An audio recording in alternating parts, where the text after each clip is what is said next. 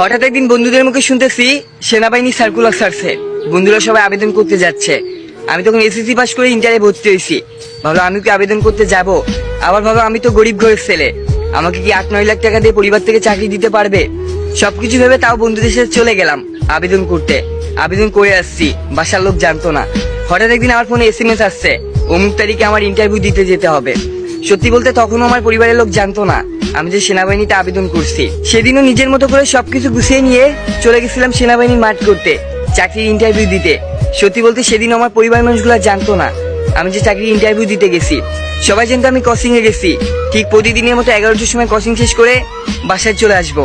আর সেদিন 11টা ওভার হয়ে গেল, আমি সেনাবাহিনীর 11টা পদক্ষেপ গ্রহণ করতেছি। আমি জানতাম আমার আব্বু কল দিবে, তাই ব্রেক টাইমে সবার আগে যে ব্যাগ থেকে ফোন বের করছি। ব্যাগ থেকে ফোন বের করে দেখে আব্বু অনেকবার কল দিছে, তাই আমি নিজে আব্বুকে কল ব্যাক দিছি।